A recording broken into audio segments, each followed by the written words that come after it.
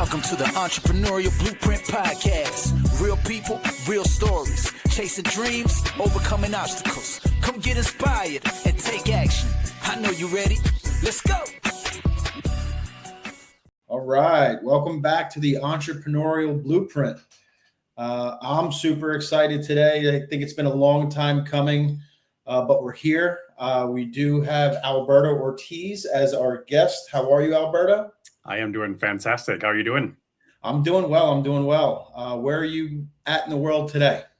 Today, I am in Colorado, where I live. So, okay, very good. I love Colorado.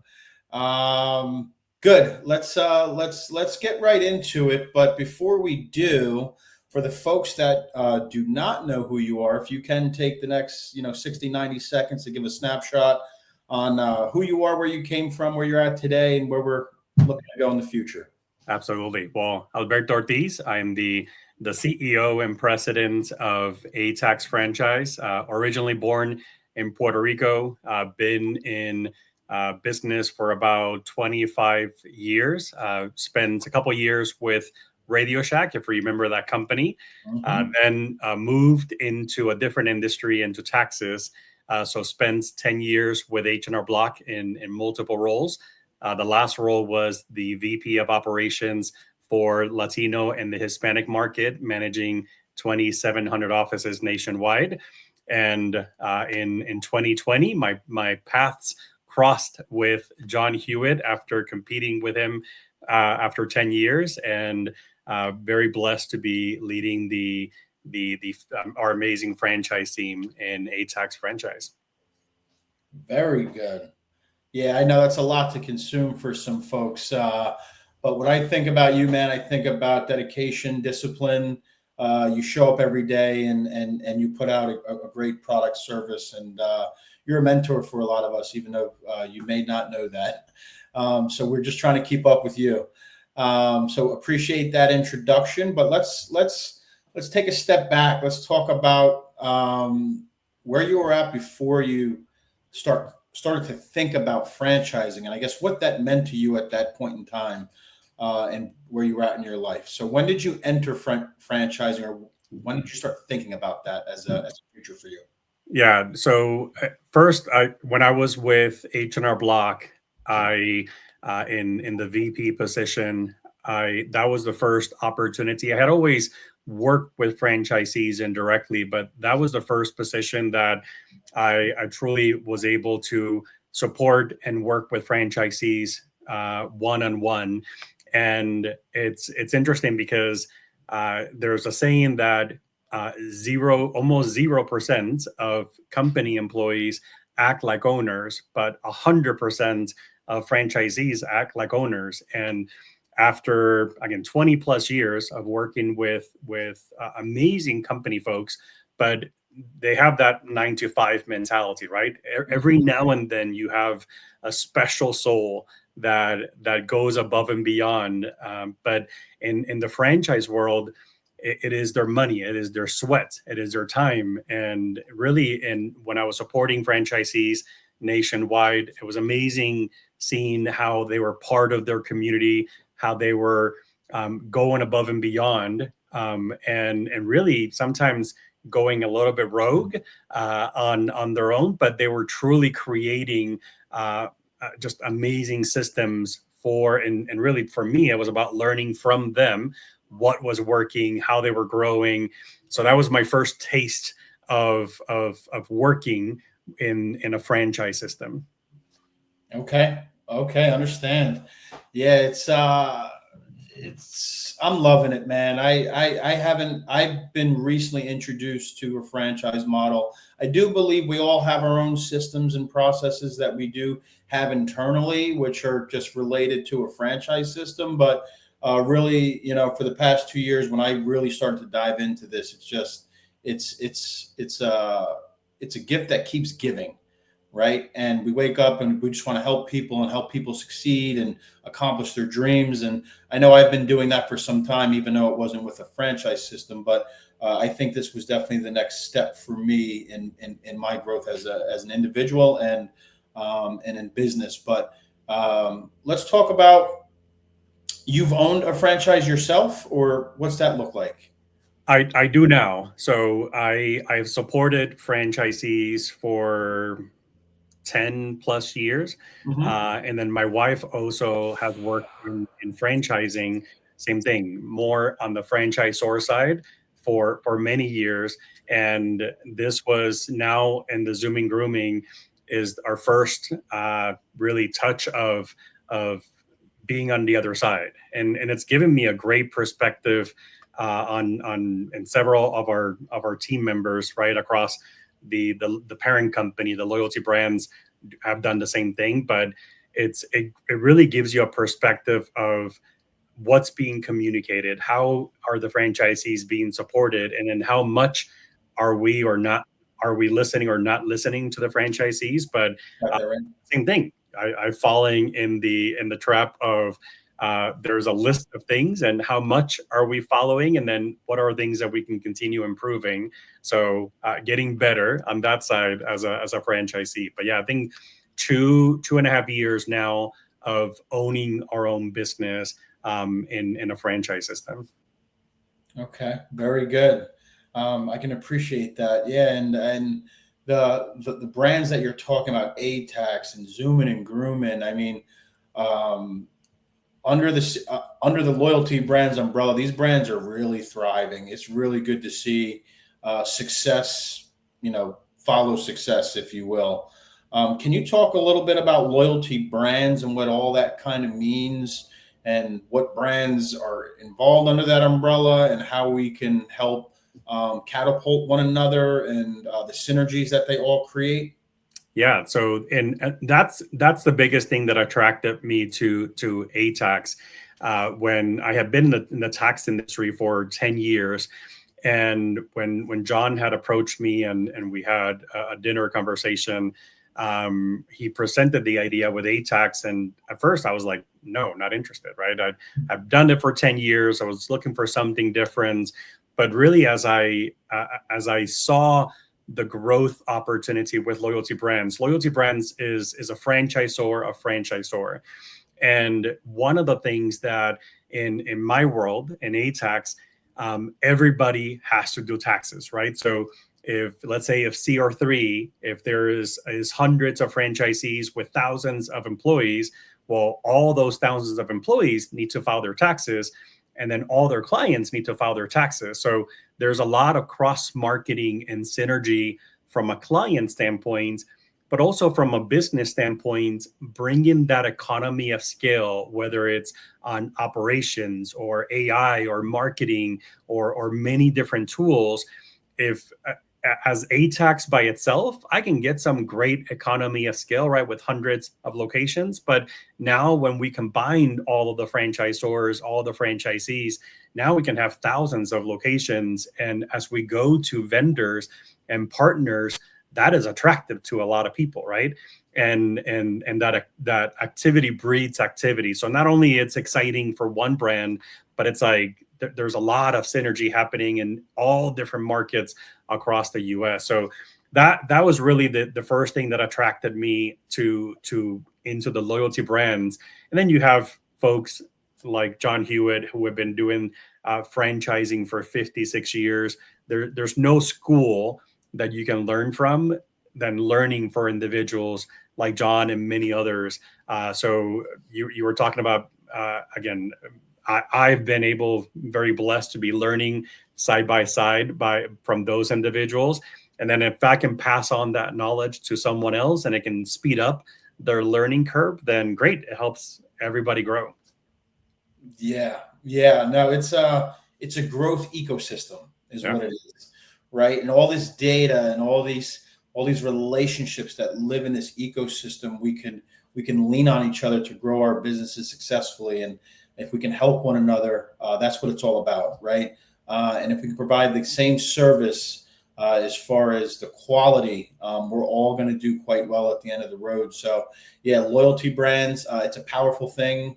Many don't understand what really goes on or what it takes to bring all this together and what the overall mission is. But I'll tell you what, when this thing gets clicking, it's going to be a very powerful thing. It's living, it's breathing. and it's all feeding one another and providing the best overall customer experience, which I think we're all after. So Exactly. It's exciting. yeah, very exciting. So thanks for breaking that down. All right. So you also are an AR, an area representative. Is that correct? Yeah. So my full-time job, my main job is really as the CEO and president of ATAX, creating the vision and the growth for the company. And I always say, as a CEO, I have one of the easiest jobs, because my job is really about listening to our franchisees, and our franchisees continue making the system better and helping us improve. So the better I listen, which is a work in progress, then the better we do. But yeah, several years ago, my wife and I, we brought in a new puppy into our home, a golden doodle, and then we discovered this craziness of the pet industry, which is one of the verticals underneath loyalty brands. Mm-hmm. And I'll tell you what, Lester, I was like frustrated. I was like, I couldn't find a groomer. I called people, and I told my wife, like, just take this dog back. It's not worth it. And then she is the entrepreneur in spirit. So she said, you know what, this is a great business opportunity. And so we started looking, and then one of our sister brands, Zooming Grooming, there was an area developer here in Colorado. So just starting off, this was in the early stages of that company's growth. So the stars aligned. It was a great opportunity for us to buy their area developer opportunity in Colorado. So we own 26 territories in the Colorado market, and my wife opened the first franchise for Zooming Grooming in Colorado. So we launched in February of 2023. Oh, wow. I love it, man. I love it. It's consistency, it's motivation, it's discipline. You're wearing all these different hats, but they're all going toward the same common goals. So I can see how it makes a lot of sense. And you're a people person, if you ask me. That's what I love too. I believe I'm a people person. I love to, interact and read and put people in the right places and just help them along. Can you talk to me a little bit about what that means? There's 26 territories in a Colorado market. You're an area rep. What does that mean? Yeah. So as an area developer, the area developer shares the same responsibility as the franchisor. And I break it down into 3 growth imperatives, which is, number 1, locations open, right? And Zooming Grooming, it's getting vans open, franchisees awarded. Number 2 is, once franchisees are awarded a territory, then it's helping them follow the system so they can create more fanatical fans. So how do they create more new clients, and how do they retain clients, which is the foundation of every business. And the third thing is, how do we help franchisees be happy and successful? So very similar to, there's a franchise development side of promoting the brand and letting know people of opportunities, right? In 2022, when we got our dog, I had no focus on, I'm not a groomer. My wife is not a groomer. We didn't know this was an opportunity. And then we landed, again, by accident, into this opportunity. So it's really about promoting that opportunity and getting territories, franchises awarded. But then once they're open, it's being more of a consultant, helping them understand and discover how do they grow and how can they improve their performance. And that's the fun part. That's similar on the ATAX front, where I love seeing franchisees start and grow and expand and truly seeing their lives improve through the franchise system. Mm-hmm. Same thing, it's on the Zooming Grooming side. So the product is different, right? The clientele is a little bit different. One is taxes. I always say one hat is the boring hat, which is doing taxes. We just make it fun, but everybody has to do it. So it's a great growth opportunity. On the other hand, it's a business that people just love their dogs. I know when we met and we're like, I have a dog, and we're showing each other pictures, right? So it's an easier sell, and people just love their pets. I know I do, and I know you do, and that's I think it's like 60-70% of households in the U.S. have a pet. So it's a great growth opportunity market. Yeah, I couldn't agree more.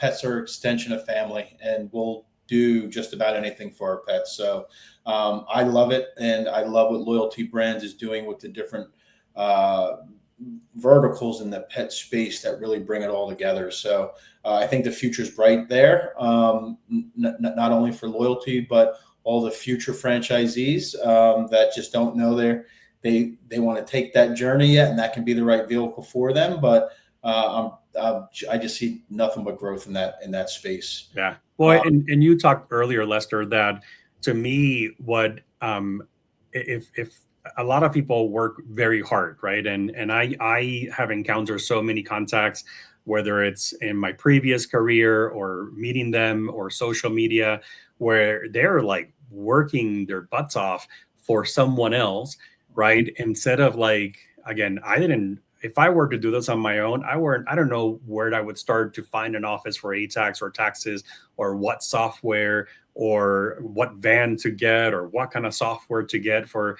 And that's a benefit, right, of a great franchise system, that you don't necessarily need experience in those. A lot of things, again, those franchise systems can teach you. But man, if you can follow the system, if you you want to basically work hard for yourself instead of working hard and making someone else a lot of money, then that's the part that I've really enjoyed of the franchise. And for me and for my wife, again, we have 2 young girls, and it's how do we build longevity? How do we build that future for them? Right. The harder we work and the more effort we put into the business, both into our franchises, then the better their future is going to be. And that's something that's very important for us. Yeah, that really hits home for me as well. It's that legacy piece, right? It's about being able to pass something on, or give your daughter, your son, or significant other just an opportunity to continue to grow something. And it's an asset. It's an asset. You own it. It's yours. And all that hard work, blood, sweat, and tears, it builds into something special. Very good. Very good. That actually goes on to my next question. What do you look for in a candidate or a prospect? Let's just say they know nothing about franchising, and now they're looking to start their own journey on their entrepreneurship, and they're looking for the right vehicle and the right fit and the right brand. What skill sets does someone need to be able to follow a franchise system successfully, in your opinion? Yeah. So the number one thing I always tell prospects and ask prospects is, this is not about how much money they have. I ask them, what is their journey been in the past? So not everybody has owned their own business, but to me, it's important that they understand, has anybody in your family or in the past, have they owned their own business? And that's where I discover, yeah, my uncle, my tia, my dad, whoever, they work for this franchise or they own their own company. So they understand the work that it takes, right? Because it is your business. You're not waking up at 9 a.m. or 6 a.m. and waiting for directions, right? It's like, here's the tools. If you don't use them, again, you're probably not going to be successful. So I want to see that they have that entrepreneur spirit of, they understand the work that it takes, that it is their business. They're going to have all the systems and support. So that to me is important. The other thing is that they love the industry. Whether, again, to me in taxes is 50% of our franchisees have some tax experience. The other half have never had any tax experience. Again, when I came from Radio Shack, I knew nothing in taxes. I have led over 2,700 offices in my career. You want to take a guess in how many taxes I've done personally in the last 16 years? Shoot. No doubt. Zero. Not even my own. I don't even trust my own with my taxes, right? But I got great people who do that, right? Who love doing that. But I was looking for more of an industry of, again, I was in retail. I loved it because it was a people part and helping them solve the puzzle. But then that business was going away, right? In taxes, that's never going to go away. Every year it's different, right? So I'm looking for someone who understands the industry. If it's in the pet industry, do they, again, they don't need to have experience in grooming, but do they like animals? Do they like dogs? If they're like, nope, I hate dogs. I don't know why people spend money. This might not be the business for you, right? The same thing. It's like, so it's look understanding, and they have to love that opportunity. They have to love, if they're waking up and it's Monday morning and man, they had a long weekend and they don't love that industry that they're in, this is not going to be fun for them, right? And so I think those are some of the things. I think the most important thing, and I mentioned earlier, it's not about money. It's we give our franchisees a list of 10 things that they need to do to be successful. And I know that not everybody is going to do all 10. I mentioned earlier, again, my wife is one of the best franchisees in Zooming Grooming nationwide. And out of the 10 things that she's supposed to do, she does about 8.5, right? But she is one of the most successful ones. So I am looking for that person that is going to follow a proven system. If they're like, nope, I'm not going to do this, or we have them set up calls with myself or franchisees, or there's homework, right? And I'm looking for that person that is following that system. If they're not even doing the basic things at the beginning, they're not going to follow the proven system. And guess what? Guess who they're going to blame at the end once they're not successful? The franchisor. Yeah, me. So yeah. I don't need them blaming me. They're never going to say I failed, right? So I rather have great people who are passionate about that industry, passionate about growth, in ATAX, passionate about their communities. Not necessarily, they don't need experience on that part, but if they want a recession resistant industry that it's growing, especially nowadays, is going to grow even more over the next couple of years. Man, that's an amazing opportunity for them. They want to improve their life. Yeah, I couldn't agree more. I love that. It makes all the sense in the world to me. Very good. Very good. A lot to uncover there. And I mean, kudos to you, man. You continue to set the bar and you continue to drive and thrive. And again, it's inspiring to someone such as myself, so new. But I know for all of your franchisees under you, you're a mentor. And that's what it's about. It's all about the networking and the mentorship. And doing this on your own. What we got here? That's one of our franchisees calling right now. It is. Yep. It's John do it.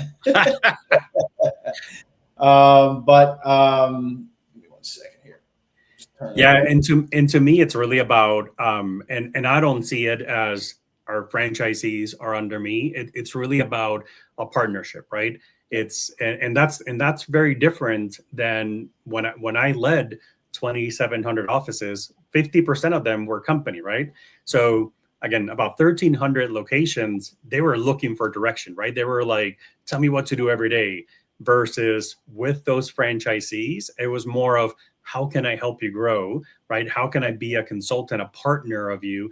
And that's fun for me. It's really fun to be able to sit down. I sat down in a group of franchisees last week in Colorado, and they were having a State of the Union meeting.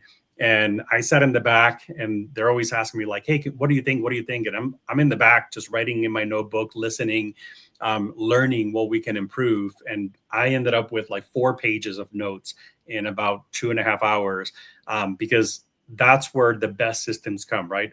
The best systems come from our franchisees.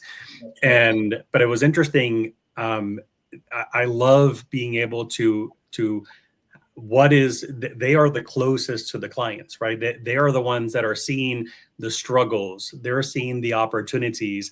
But then for me, from a mentor and a coaching and a consultant, is what in the system are you not doing? So that way I'm more kind of pushing them along of saying, hey, let's hold hands and let's go through this wall together. And they did a self-assessment of, yeah, you know what, these 10 things, there's about 6 that I'm not doing. Great. How can we work together so that way you can do 2 or 3 more this year and then continue growing, right? So there's always that consulting, that growing part, that when they're on their own, they got no one to help them, right? So and unfortunately, that's where we probably see so many small businesses fail in the U.S. But I love that in the franchise world, where you truly have that mentor, that partner relationship between franchisor and franchisee, especially in a good system. So powerful, so powerful. All right, very good. What we like to do to wrap things up, for someone out there who is in a 9-to-5, or they're struggling to find some identity and they want to be an entrepreneur, and they're evaluating different brands or different business strategies, what advice do you have for them in picking the right system, the right opportunity, and the right future for themselves? So I would say the first thing is find an industry that you love. My wife has been in the food industry for years, and I would be miserable in the food industry, right? And there's thousands and thousands and thousands of people that have created amazing careers in the food industry. So find an industry, a business, and regardless of what the company is, find an industry that you love, right? And I love that with Loyalty Brands, that we have 3 industries now, right? We have the financial and services, which again, I don't know why everybody wouldn't love to have an ATAX, right? Working with numbers. But we have the financial services, we have the pet industry, and then now we have home and construction. And it's like, you know what? I don't like numbers. I don't like people, or I don't like the tax industry for whatever crazy reason. I don't like pets. That's not my jam. But you know what? I love roofing, or I like inspection, or I like homes, or I see that growth, or real estates. Then find a business or an industry that you love. I think that's one.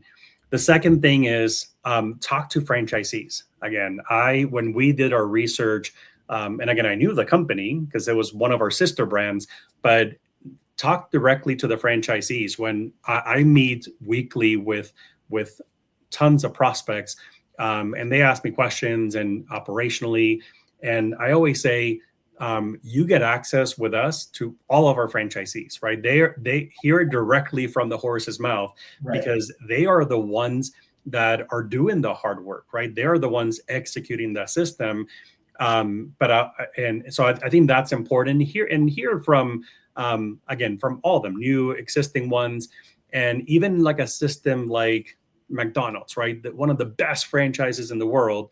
The system works, right? It's a multi-billion-dollar company, but you still have franchisees who are poor performers, right? Probably because they don't follow the system. They probably want to do a Whopper or something in a McDonald's. And then you got franchisees who are multi-unit or expanding, right? So there's a reason for that.